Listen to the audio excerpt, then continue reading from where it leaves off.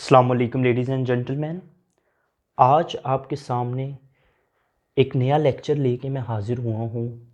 अक्सर बच्चे जो हैं वो आइट्स करना चाहते हैं, लेकिन आइट्स के बारे में उनको वाक़फ़ियत नहीं होती। आइट्स किस चीज़ का नाम है और उसकी प्रोनंसिएशन आइल्स भी होती है।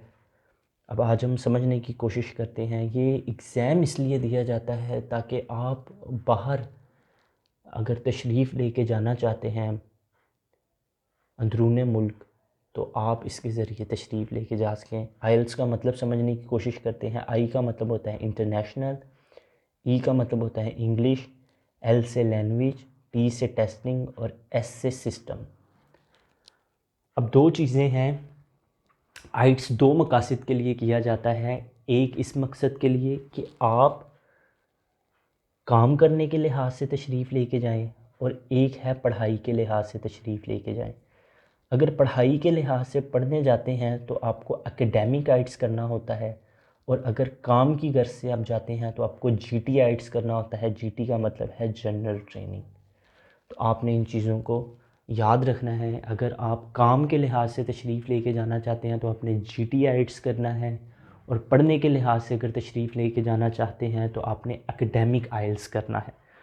उसके बाद अगर इसके मॉड्यूल्स की बात की जाए तो समझने की बात यह है कि जैसे आपने मैट्रिक के अंदर मुख्तलिफ़ मज़ामीन पढ़े थे, सेम इसी तरह इसके अंदर जो होते हैं वो मॉड्यूल्स होते हैं। आइट्स के मॉड्यूल्स जो होते हैं वो 4 होते हैं। इसमें लिसनिंग होती है, रीडिंग होती है, राइटिंग होती है और स्पीकिंग होती है। क्या क्या होते हैं उसमें? लिसनिंग, सुन के जवाब देना; रीडिंग, किसी चीज़ को पढ़ के जवाब देना; राइटिंग, कोई मौजू आपको दे दिया जाए उसके बारे में आप लिखें, कलमबंद करें; स्पीकिंग, बोलना, आपको कोई टॉपिक दे दिया जाता है और उसके बारे में आपको बोलना पड़ता है। अगर हम इसमें स्पेसिफ़िकली स्पीकिंग की बात की जाए तो स्पीकिंग में आपको 30 मिनट्स दिए जाते हैं, 30 मिनट, और आपके पास कुल जो सवाल होते हैं वो 40 होते हैं। 30 मिनट में आपको लिसनिंग के अंदर 40 सवाल जो हैं वो करने होते हैं।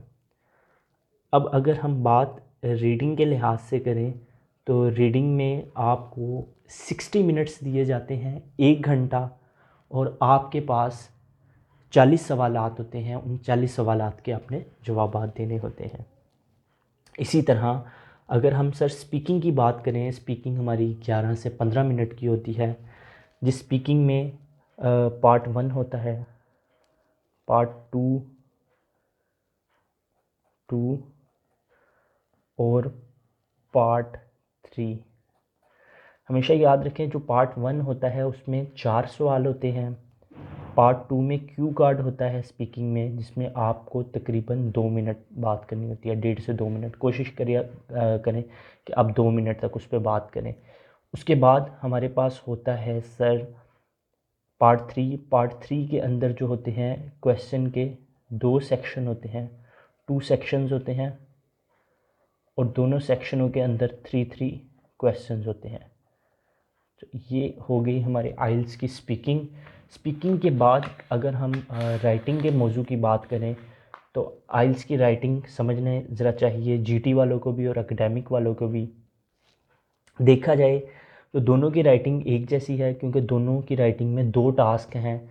फ़र्क जिन चीज़ों के ऊपर है वो मैं आपको समझा देता हूँ। वो ये आपने समझना है कि जो जीटी की राइटिंग है, जीटी की राइटिंग में आपको लेटर पहले टास्क में लिखना होता है, और एकेडमिक राइटिंग में आपको ग्राफ लिखना होता है। दूसरे नंबर पे दोनों में आपको ऐसे लिखने होता है। अगर सिर्फ हम जीटी की बात करें, जीटी में पहले टास्क में आपने सर लेटर लिखना है 150 वर्ड्स का 20 मिनट के अंदर। दूसरे नंबर पे आपके पास ऐसे होगा 250 वर्ड्स का 40 मिनट के अंदर आपने लिखना है। टोटल आपके पास जो राइटिंग का टाइम होता है वो 1 घंटा। इस तरह अगर एकेडमिक आइट्स की बात की जाए, अगर आप पढ़ने के लिहाज से तशरीफ़ लेके जाना चाहते हैं तो आपको ग्राफ आएगा। ग्राफ के बारे में सर आपने 150 वर्ड सेम टू सेम, जैसे लेटर में 150 लिखने हैं, आपने इधर 150 लिखने हैं, लेकिन ग्राफ के बारे में लिखनी है, और 20 मिनट होंगे आपके पास। ऐसे की अगर बात की जाए तो ऐसे 250 वर्ड्स का आपने लिखना है 40 मिनट के अंदर। टोटल टाइम 1 घंटा है। अगर इन दोनों में मैं फ़र्क करूँ एकेडमिक और जीटी आइल्स में, तो कोई फ़र्क नहीं है, सिर्फ राइटिंग के टास्क के लिहाज से फ़र्क है। एकेडमिक जो आइल्स होता है उसके अंदर ग्राफ आता है, और जीटी जो अगर जीटी जो आइल्स होता है उसके अंदर आपको लेटर आता है। Ladies and gentleman, I hope आपको आइल्स के बारे में रहनुमाई मिल गई होगी। Thank you very much.